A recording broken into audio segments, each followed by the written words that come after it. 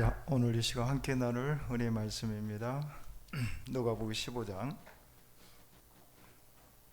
좀 깁니다만은 중간에 약간 생략을 좀 해볼까요?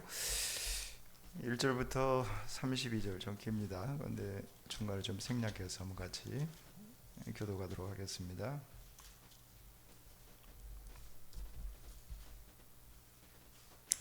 자, 모든 세리와 죄인들이 말씀을 들어 가까이 나오니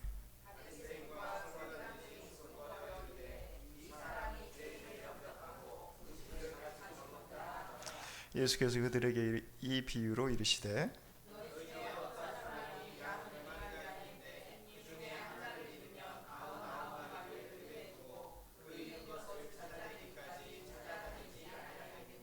또 찾아낸즉 즐거워 어깨 메고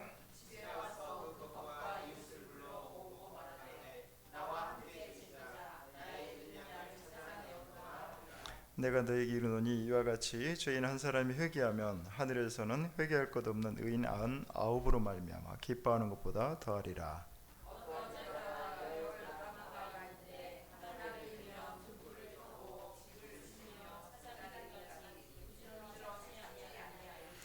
또 찾아낸즉 법과 이웃을 불러 모으고 말하되 나와 함께 즐기자. 이른 드라크마를 찾아내었노라 하리라.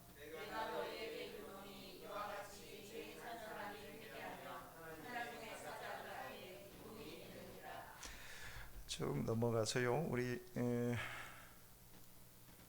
20절부터 한번 하겠습니다.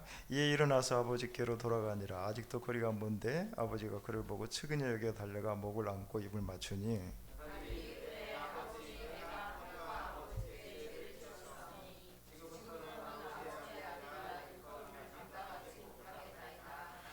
아버지는 종들에게 이르되 제일 좋은 옷을 내어다가 입히고 손에 가락지를 끼우고 발에 신을 신기라. 이 내 아들은 죽었다가 다시 살아났으며 내가 이랬다가 다시 얻었노라 하니 그들이 즐거워하더라.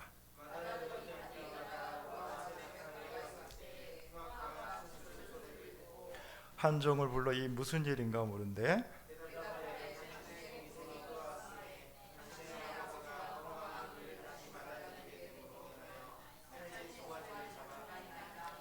그가 노하여 들어가고자 하지 아니하거늘 아버지가 나와서 권한대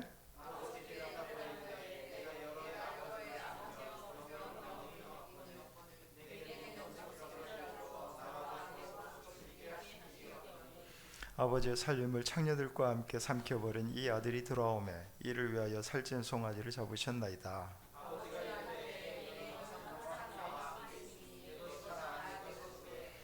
이 내 동생은 죽었다가 살아났으며 내가 이랬다가 얻었기로 우리가 즐거워하고 기뻐하는 것이 마땅하니라. 아멘. 오늘 이 본문 말씀 가지고 함께 아버지 곧 하나님 아버지의 마음을 품어보는 시간이 되셨으면 해서 지금 준비를 했습니다. 오늘 이 본문을 통해서 보면은 세 부류의 마음이 나옵니다. 이 마음을 통하여서 우리 각 개개인들에게 좀 투영해 보였으면 어떨까 하는 생각이 들어요. 마음은 우리 사람의 중심이라고 말합니다. 그 이유는 내면의 마음이 우리의 말과 행동이라는 이 밖으로 표출될 수 되기 때문에 그렇습니다. 그렇기 때문에 그 누군가는 우리가 내 마음을 이해해주는 그 사람과 우리가 마음이 맞고 대화가 잘 되는 그래서 공감해주는 그것만큼 더 기쁜 일이 없을 것입니다. 그러나 반대로 내 마음의 진의를 잘못 이해하고 내가 말하는 것을 곡해하면 그것만큼 속이 터지는 일은 없습니다. 마치 어떤 큰 벽을 앞에 두고 얘기하는 것처럼 그럴 때가 많습니다. 저는 가끔 제 아내와 말다툼 할 때 보면 의사소통 때문에 애를 먹습니다. 저는 아라고 대답하는데 저 사람은 달리 해석을 합니다. 그러면 속이 터질 때가 한두 번이 아닙니다. 아마 여러분도 집안 생활에서 서로 부부 생활을 하면서 대화를 하다 보면은 이럴 때가 참 많이 있었을 것입니다. 이런 사람과의 관계에서 일어나는 일이 과연 우리 인간 사회에서만 일어날까요? 이 땅이 하나님의 말씀으로 지어진 창조 이래로 이런 잘못된 불통은 끊임없이 우리 인간과 하나님 사이에 지속적으로 발생되어 왔습니다. 우리가 잘 알다시피 우리 조상 아담은 자유의지를 하나님께 주신 그 의지를 가지고 하나님이 금하신 선악과를 따먹게 됩니다. 그 결과 하나님의 거룩한 형상으로 지음받은 인간이 그 형상의 본질을 상실하고 말죠. 다시 말씀드리면 하나님과의 사귐을 위해서 창조된 피조물이 그 스스로가 창조자의 창조주의 위치에 오르려 했다는 것입니다. 그 결과는 어떻습니까?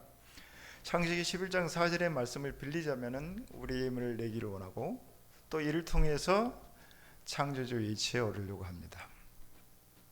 이는 곧 창조주 하나님을 인정하지 않고 오히려 피조물이 하나님의 자리에 오르려고 한다는 것입니다.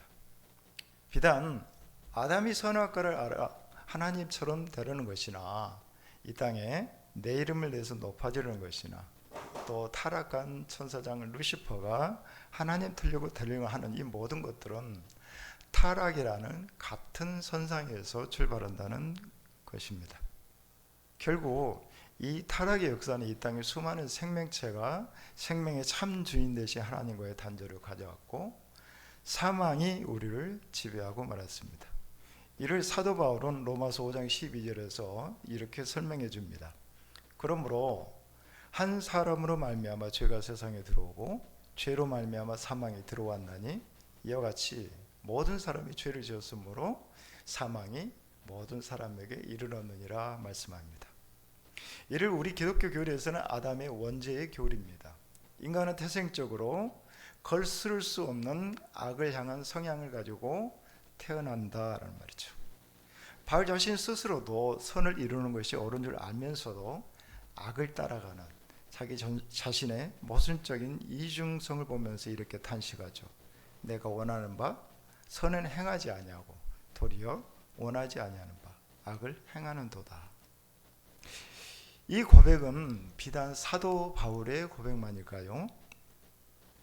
이 땅의 모든 사람 안에는 한 사람도 예의 없이 그 마음에는 선한 마음과 악한 마음이 함께 있습니다. 때에 따라 선한 행동도 하고 악한 행동도 한다는 말입니다. 어떤 경우에는 이 선한 마음이 악한 마음을 억눌러서 내 안에 선을 표출합니다. 그러나 또 반대로 악한 마음이 우리 내면의 선한 마음을 눌러서 결국 내가 악한 행동을 저지를 수밖에 없는 그 악을 손쉽게 표출하는 게 저와 여러분입니다. 이처럼 우리 안에는 선한 마음 그리고 악한 마음이 함께 공존합니다. 또 우리 힘으로는 이 선과 악을 의지대로 제어하지 못하는 모순적인 존재가 저와 여러분입니다. 결국 이런 본성을 볼 때 본질상 악의 그 어떤 형태도 용납하지 않으시는 하나님 앞에서 그 거룩하신 하나님 앞에서 본질상 저와 여러분은 죄인이고 죽을 수밖에 없는 존재라는 사실을 인정하지 않을 수 없을 것입니다. 이 모든 원인에는 우리 조상 아담의 불순종으로 인해 타락한 하나님의 형상의 그 손상의 원인이 있습니다. 그리고 그 결과 하나님께서 처음 우리를 지으실 때 부여해 주셨던 자유의지로 하나님을 완전히 기뻐하고 그분과 교제해야 됨에도 불구하고 그 자유의지라는 은혜의 수단을 통해서 하나님보다 피조물을 더 사랑하는 기형적인 존재로 우리가 이 땅을 살아가고 있습니다. 부인할 수 있겠습니까? 사랑하는 우리 동역자 여러분, 이로 말미암아 우리 인간의 삶에는 참된 안식과 쉼을 얻지 못하는 불행한 삶을 우리는 지금 살고 있습니다. 사도 바울은 이를 가리켜 로마서 1장 25절에서 이렇게 선언하죠. 이는 그들이 하나님의 진리를 거짓으로 바꾸어 피조물을 조물주보다 더 경배하고 섬기느니라 했습니다. 이런 기형적인 삶이 오늘 우리의 삶 속에서 일어나고 있습니다. 이런 인간 본성의 우매함을 가리켜 솔로몬은 전도서 2장 22절로 23절에서 이렇게 말하죠. 사람이 헤아려서 행하는 모든 수고와 마음에 애쓰는 것이 무슨 소득이 있으랴. 일평생 근심하며 수고하는 것이 슬픔뿐이라. 그의 마음 안에는 밤에도 쉬지 못하니라. 곧 잠자는데도 쉽게 잠을 이루지 못한다는 말이죠. 우리가 잘 아는 초대교부 어거스틴은 잘 아실 것입니다. 그는 자신의 내면의 인간 본성의 실상을 깨닫고 그가 회심한 이후에 고백록에 이렇게 자신의 인간 본성의 실체를 고백합니다. 잘 한번 들어보셨으면 좋습니다. 당신은 우리가 당신을 찬양하며 기뻐하도록 하십니다. 그 이유는 당신은 우리가 당신을 향하도록 지으셨기 때문입니다. 그러기에 우리의 심장은 당신 가운데 힘을 얻을 때까지 편하지 않습니다. 주여, 저에게 당신을 바로 알 수 있는 헤아림을 주소서.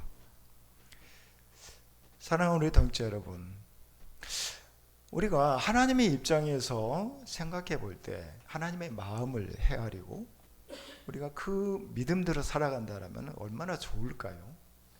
그런데 오늘 솔직히 우리 삶을, 저를 비롯한 우리 모두 또 믿지 않는 사람들 볼 때 다들 각자 제 멋에 취해서 살아갑니다. 쉽게 말해 인간 군상들입니다. 우리 마음의 상처는 우리는 늘 하나님 앞에 넣어놓기 원하지만은 그러나 하나님의 마음을 우리는 헤아리지는 못합니다. 오늘 이 시간 이 본문의 말씀을 통해서 우리 내면을 깊이 성찰하는 시간 되셨으면 싶습니다. 오늘 이 자리에 함께하고 계신 주의 정자 여러분, 먼저 이 질문을 함께 좀 던져보고 싶어요. 여러분은 왜 이 자리에 지금 현재 앉아 계신가요? 우리 서울 가면 대부분 그냥 1부, 2부, 3부 쭉 4부, 심지어 어떤 교회는 5부 예배까지 있어요. 그래서 딱 한 번만 예배하면은 끝입니다. 저녁 예배도 없습니다. 한 예배 하면은 다 끝납니다. 근데 저와 여러분은 왜 점심 또 먹고 이 오후 시간을 통해 또 하나님 앞에 우리가 서 있습니까? 피곤하게 이 예배 자리에 참석하셨느냐라는 것입니다. 우리 동시 여러분, 우리의 이런 신앙의 열심의 목적을 우리는 분명히 깨닫고 우리의 믿음을 바로 세워야 합니다. 여러분은 그 열심이 어디 있다고 생각하십니까? 저는 이렇게 정의를 내려보고 싶습니다. 바로 우리는 하나님과 사귀기 위함입니다. 곧 하나님과의 이 사귐이 우리의 열정의 목적이 되어야 된다고 생각합니다.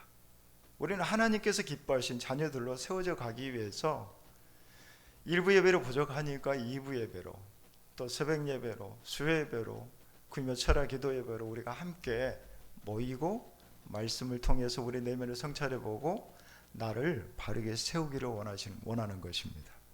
그게 목적이고 그게 전부입니다. 다른 어떤 원인이 이유도 없습니다. 사도 요한은 이에 대해서 이렇게 말씀합니다. 요한일서 1장 3절에 우리가 보고 들은 바를 너희에게도 전함은 너희로 우리와 사귐이 있게 하려 함이 우리의 사귐은 아버지와 그의 아들 예수 그리스도와 더불어 누림이라 했습니다. 이처럼 온전한 사귐은 상대의 마음을 헤아리고 그걸 통하여서 자신과 상대를 온전하게 연합시킵니다. 우리말에 철이 들었다는 말이 있습니다. 전에는 제멋대로 사는데 이제는 어떤 사리분별을 분명히 하고 그 안에서 옳고 그름 속에서 바른 걸 선택할 수 있는 그 시기가 됐다라는 말이 이 말입니다. 부모의 마음을 헤아릴 줄 알고 그래서 철든 자식이 되는 거예요. 아내와 남편이 서로의 입장을 잘 헤아려서 서로가 철든 남편과 아내가 되는 것처럼 영적 부모님 대신 우리 하나님의 마음을 잘 헤아릴 때 우리는 철든 하나님의 자녀가 될 수 있는 것입니다. 마태복음 25장에 달란트 비유는 세 사람의 종이 나옵니다. 종이 탁으로 먼 길을 떠날 때 이 세 사람을 부르죠. 그리고 각자의 역량에 따라 소유를 맡깁니다. 한 종에게는 5달란트, 또 다른 종에게는 2달란트, 그리고 마지막 한 사람에게는 1달란트를 맡깁니다. 그리고 떠났습니다. 왜 맡겼는지는 마태는 생략했지만은 비슷한 비유인 누가는 누가복음 19장 문화의 비유에서 주인이 왜 맡겼는지를 분명하게 기록하죠. 누가복음 19장 13절에 보면은 내가 돌아올 때까지 장사해라 라고 그에게 말하죠. 마태복음 25장에 나오는 첫 번째 종과 두 번째 종은 생각합니다. 내 주인께서 이 소유를 맡긴 건 정말 이걸 잘 관리해서 남기라고 하셨는갑다 라고 그는 생각했습니다.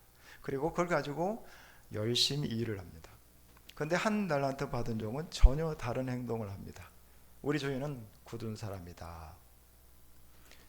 여기서 이 굳은 사람이란 말의 의미는 포악하고 거칠고 무서운 사람이다 라는 뜻입니다.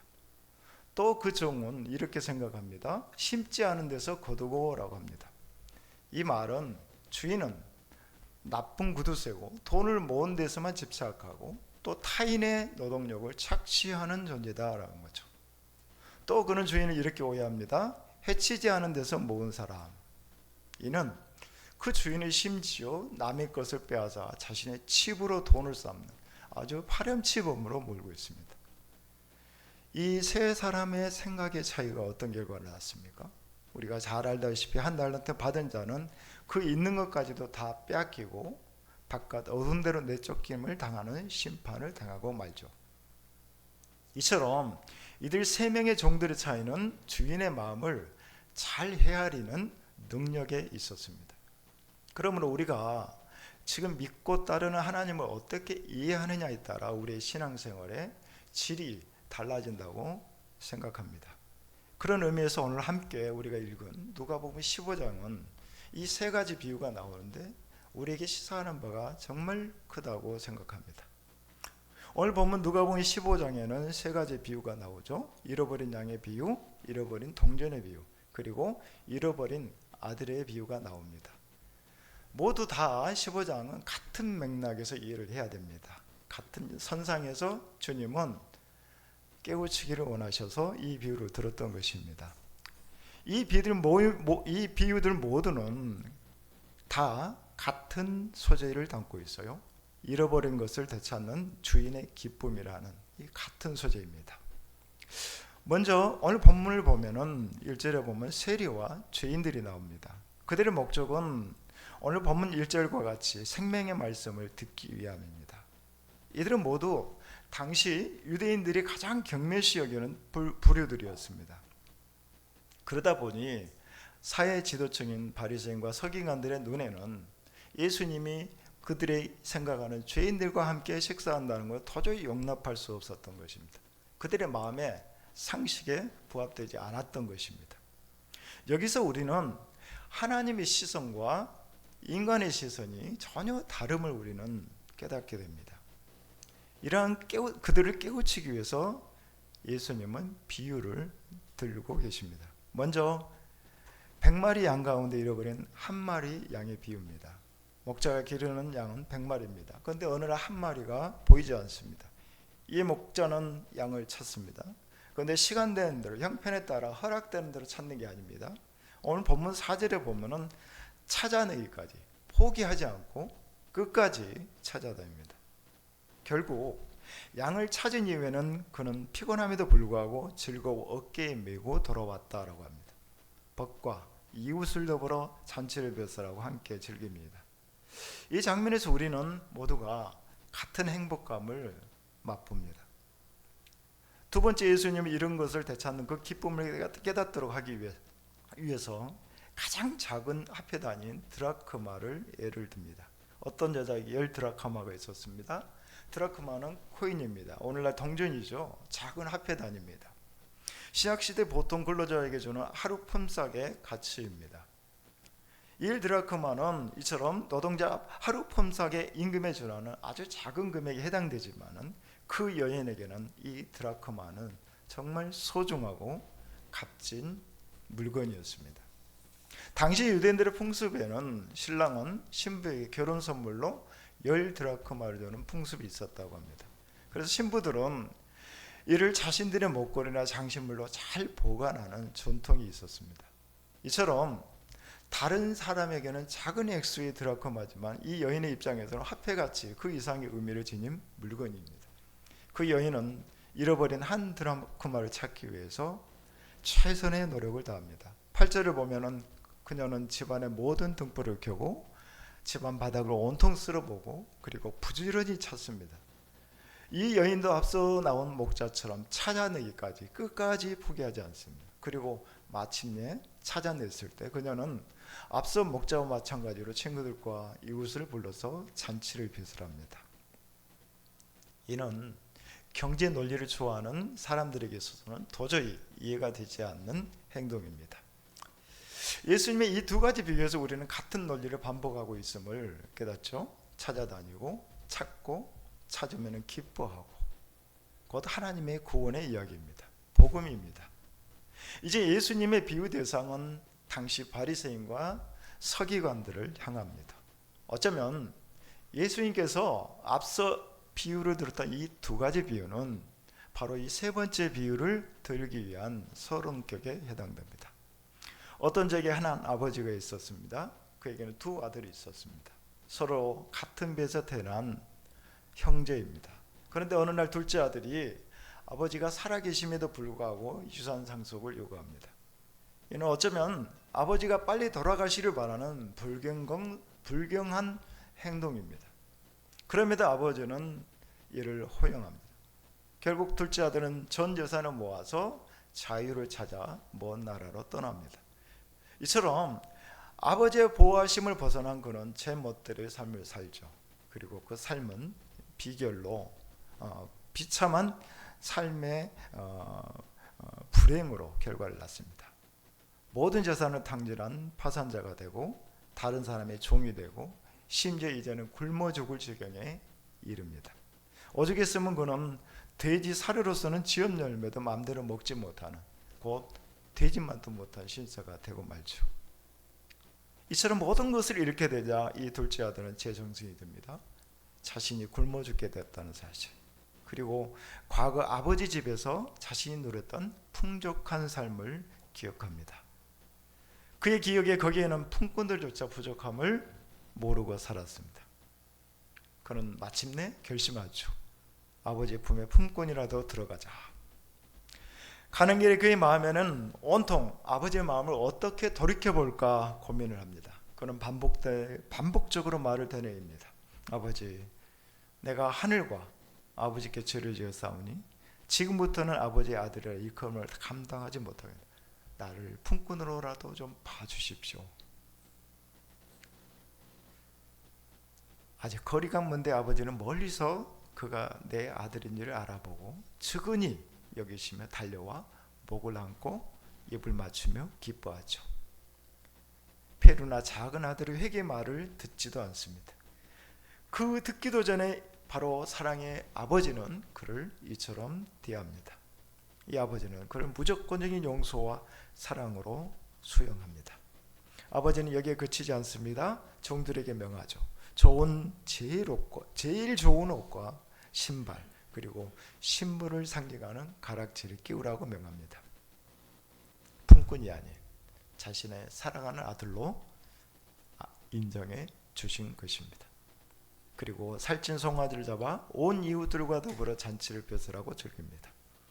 24절에 보니 그 기쁨을 잘 표현하고 있는데요. 내 아들은 죽었다가 다시 살아났으며 내가 잃었다가 다시 얻었노라. 돌아온 아들을 향한 아버지의 그 인애와 사랑을 잘 표현해 주는 말이 아닐까 싶습니다. 사랑은 우리 동지 여러분, 아버지의 마음을 우리가 먼저 여겨서 다시 한번 깨닫고 우리 마음 안에 품었으면 싶습니다. 우리 하늘 아버지는 우리를 향한 이처럼 인애와 사랑으로 늘 품기를 원하십니다. 근데 본문은 여기서 그치지 않습니다. 반전이 일어납니다.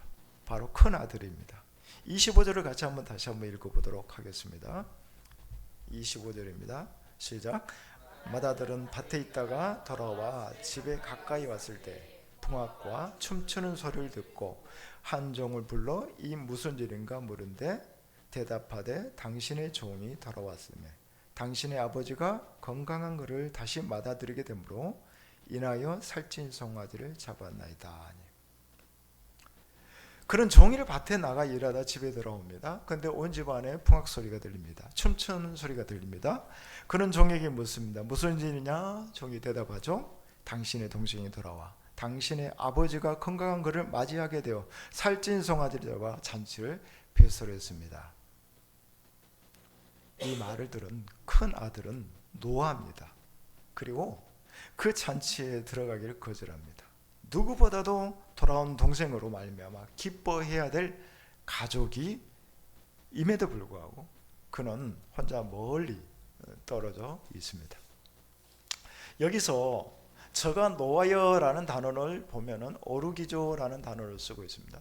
언어적으로 보면 이 의미가 콧구멍으로 벌름벌름 거리다라는 말이죠. 얼마나 화가 났으면 씩씩거리다라는 말이겠죠. 이는 일시적으로 격앙된 감정에서 난 화가 아닙니다. 깊은 분노와 노여움을 의미합니다. 오늘 예수님이 세리와 죄인들과 함께 식탁에서 함께 식사하며 그 말씀을 듣는 그 모습을 바라보는 바리새인과 서기관들의 내면의 모습을 표현한 것입니다.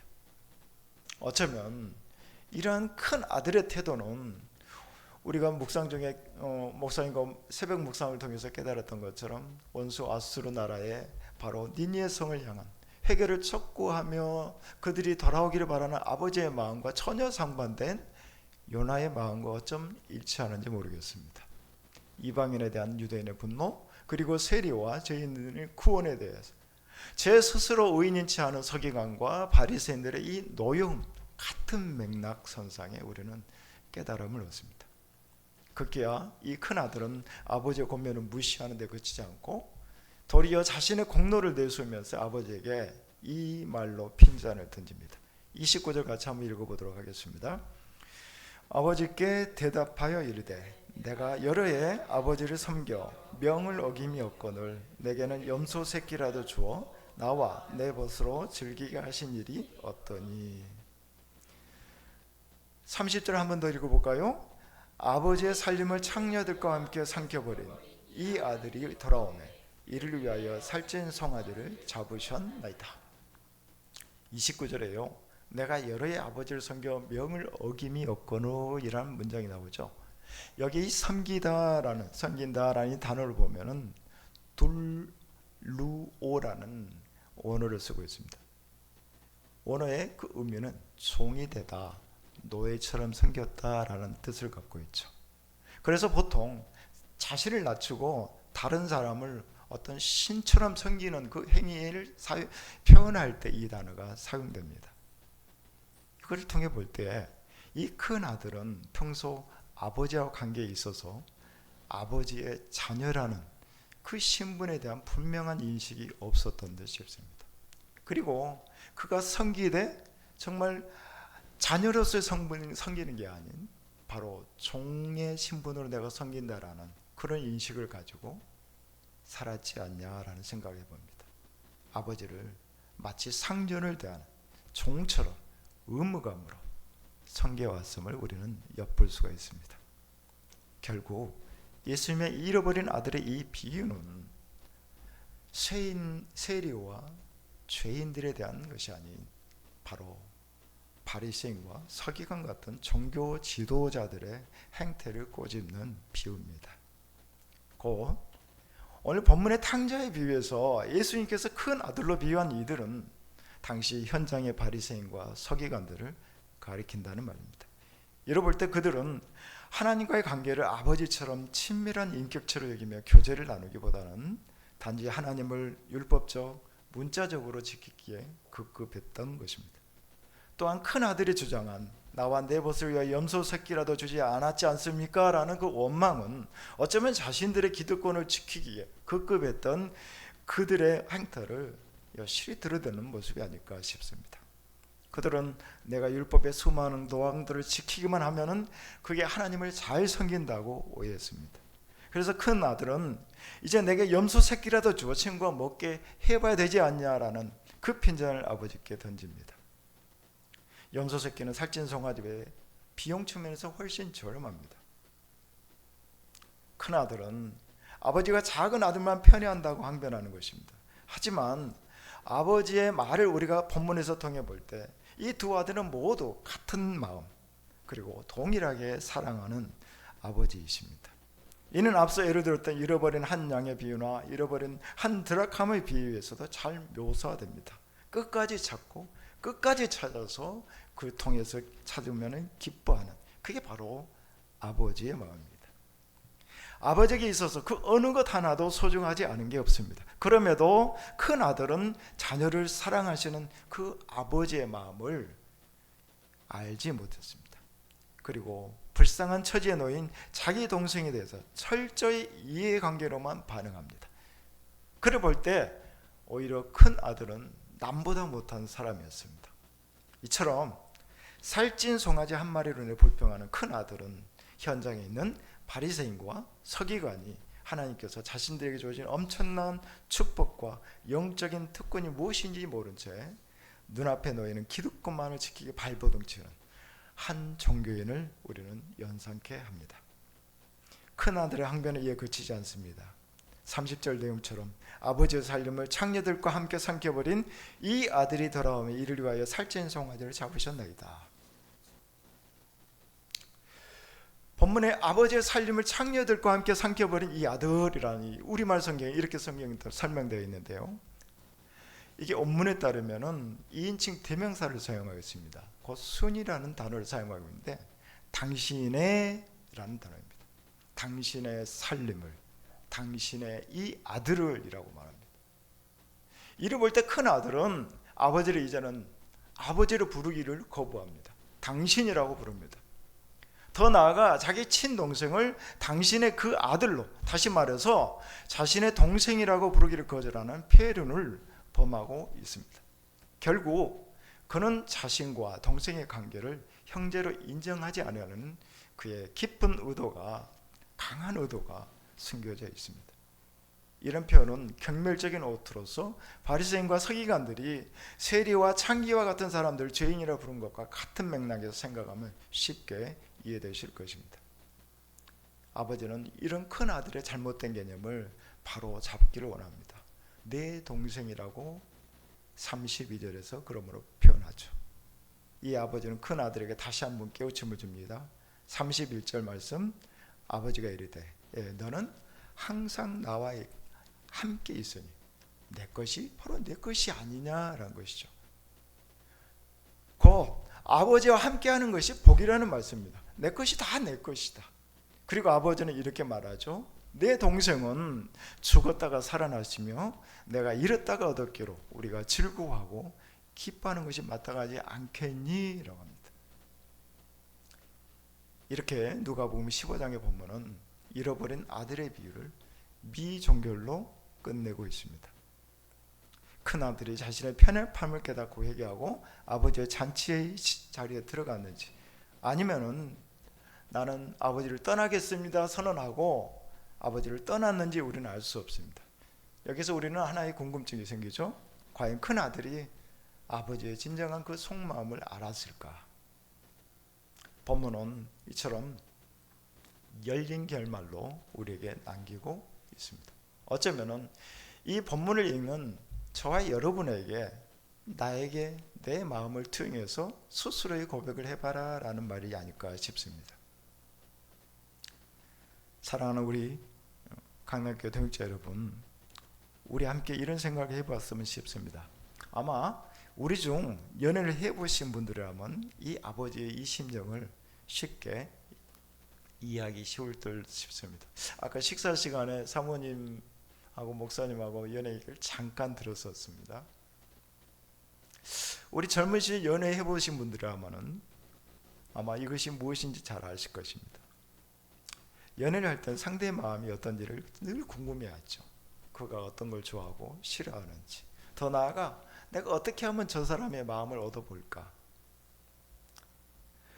반대로 연애에서 가장 슬픈 사랑은 짝사랑입니다. 내가 그녀를 사랑하는데 내 마음을 티끌만큼도 몰라줄 때 말입니다. 누군가는 짝사랑이 아름답다고 말합니다마는 그건 비극입니다. 하나님과 우리 사이도 마찬가지입니다. 하나님은 우리를 사랑하십니다. 믿습니까? 그 사랑은 영원하다고 성경은 구구절절 설술합니다. 우리 또한 하나님을 사랑한다고 말들은 합니다. 그럼 잠시 여러분에게 질문을 던지고 싶습니다. 여러분은 하나님을 사랑하십니까? 사랑하십니까? 만일 사랑한다고 방금 고백하신 여러분들에게 다시 한번 질문 던져보겠습니다. 그럼 그 사랑을 지금 어떻게 나누고 계십니까? 그 사랑의 실체는 있습니까? 제가 좀 전에 말씀드렸듯이 연애할 때의 감정은 그 감정이 있습니까? 만나도 또 보고 싶고요, 또 보고 싶고, 전화해도 그걸로 부족해서 밤을 새우는 어떤 그런 사랑 말입니다.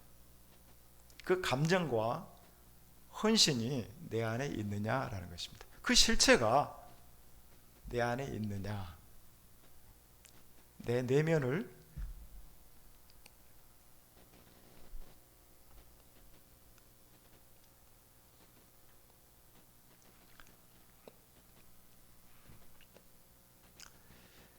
투영해 보셨으면 싶습니다.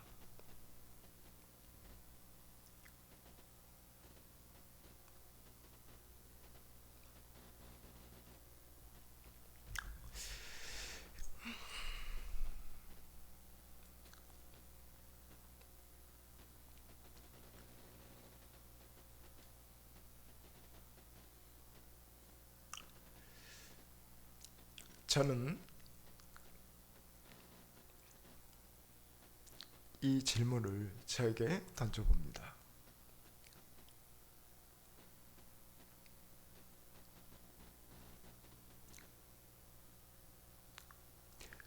과연 제가 하나님을 사랑한다기보다는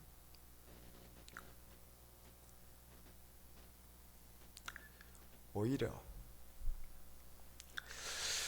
우리 하나님께서 저를 더 짝사랑하고 계신 듯 합니다. 마치 오늘 본문의 큰 아들처럼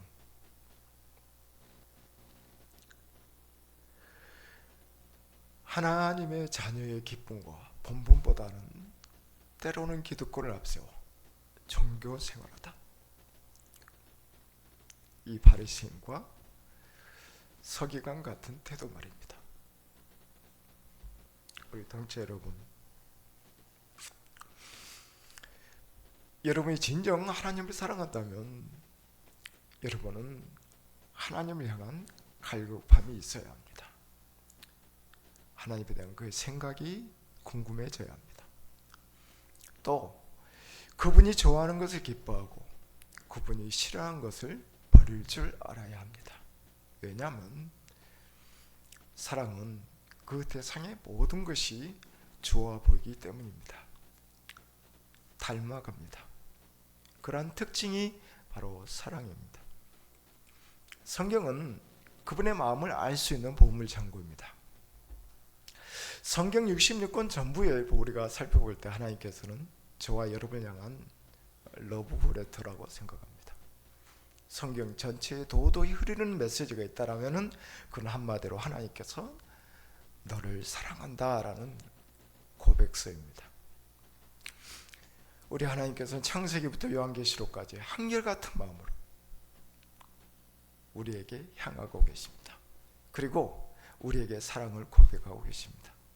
작게는 한 마음으로 우리에게 향하시고 그 사랑을 고백합니다. 그래서 작은 영혼부터 지구상 모든 족속 열방에 이르기까지 예의 없이 우리 모두에게 사랑을 속삭이고 계십니다. 그러므로 우리는 성경 말씀을 접할 때 비로소 하나님과의 온전한 교제를 나누게 되고 결국 온전한 연합, 곧 예수 그리스도의 거룩한 신부가 될 수 있습니다. 사도 바울은 이에 대해 빌립보서 2장 5절에 우리에게 이렇게 말씀하죠. 너희 안에 이 마음을 품으라. 곧 그리스도 예수의 마음이니. 이 그리스도 예수의 마음은 어떤 마음입니까? 그리스도의 마음은 내 자신의 권위나 위치를 내려놓는 겸손의 마음입니다. 내 생각을 내려놓고 다른 이를 존중히 여기는 마음입니다. 주의 말씀 앞에 복종하는 마음입니다. 죽기까지 복종하고 세상의 모든 영혼을 종처럼 섬기는 마음입니다. 어떻게 이 마음을 품을 수 있습니까? 그건 우리가 하나님과 연애할 때, 사랑할 때 가능합니다. 오늘 본문에 나오는 바리새인과 서기관, 그리고 큰 아들처럼 율법적 태도로 하나님을 대해서는 결코 이룰 수 없습니다. 우리가 하나님을 사랑해야만 합니다. 만일 여러분이 지금 하나님과 사랑하고 있다면 그 사랑은 이제 그 사랑의 깊이를 키워야 합니다. 친절한 관계를 가져야 합니다. 그래야 할 때 우리의 삶이 예수님 안에 거하게 됩니다. 그리고 이를 통해서 우리 각자는 우리 안에 계신 성령의 그 조명하심을 통해서 우리의 삶이 변화됩니다. 순종의 역사가 일어납니다. 이처럼 하나님을 사랑하는 것은 순종의 물꼬를 여는 열쇠입니다. 순종한다고 해서 억지로 되는 게 아닙니다. 우리 예수님을 더욱 사랑할수록 우리는 예수님이 어느 길로 인도하시든지 그 길을 기쁨 가운데 기꺼이 따르게 될 것입니다. 이것이 오늘 우리 아버지께서 우리 각자의 삶 가운데 저와 여러분을 이끌기 원하는 우리 모두를 향한 하나님의 마음입니다. 그럴 때 우리의 사역을 대하는 마음가짐이 사랑의 동기 없이 율법적으로 사람의 눈의 의식에서 외식하는 자가 아닌 오직 하나님 중심으로 마음을 다하여서 섬기게 될 수 있습니다. 우리 하나님은 마음의 중심을 보십니다. 너 왜 그 일을 하려고 하니? 마음 중심을 들여다보십니다. 사람들은 앞에서 우리는 얼마든지 겉으로 근사하게 외식할 수 있지만은 하나님을 마음을 살피시기 때문에 그분의 눈앞에 우리는 도저히 숨을 수 없습니다. 믿음으로 행하는 충성됨만이 하나님이 우리를 인정해 주십니다. 믿음과 충성은 같은 어원에서 나온다 합니다. 페이소라는 단어인데 하나님의 말씀을 믿는 데서 나오는 믿음의 행동이 바로 충성이다라고 합니다. 사랑하는 우리 동역자 여러분, 우리 올 한 해 목사님의 말씀 사역을 통해서 우리 각 개개인들이 참으로 많은 영적 성장을 이루었다고 생각합니다. 만일 우리 안에 이 묵상 훈련이 나의 내면을 자꾸 갈고 닦고 새롭게 하는 가운데 내면을 키우는 데가 아닌 내 지식을 쌓는 데 있었다라면 여러분은 한 해 그 모든 수고가 헛될 뿐입니다. 그건 종교의 행위에 불과합니다. 오늘 큰 하늘에 빛된 바리새인과 사두개인과 같은 부류입니다. 그들은 하나님을 알되 하나님의 마음의 그 본질, 그 깊이를 알지 못하는 어리석은 자들이었습니다. 그러므로 우리는 말씀 묵상을 통해서 우리 내면의 변화를 받아야 하는데 늘 힘써야 합니다. 이를 위해 가장 먼저 점검해야 할 태도는 내가 지금 하는 이 행동이 하나님을 사랑하는 데서부터 출발하는가? 이 질문을 우리는 늘 던져야 합니다. 그리고 믿음으로 말씀에 순종하는 충성된 종의 삶을 살아야 내야 될 줄로 믿습니다. 그건 우리 하나님의 마음을 품는 것입니다. 이것이 오늘 우리 하나님께서 오늘 저와 여러분 모두에게 원하시는 아버지 하나님의 마음이 아닐까 싶습니다. 우리 함께 이 마음을 품고 그분과 풍성한 교제를 이루고 연애하는 거룩한 그리스도의 신부들이 되기를 원합니다. 부끄럼 없이 주 앞에 설 수 있는 거룩한 존재들 말입니다. 그 존재들이 저와 여러분 되기를 주의 이름으로 부탁드립니다.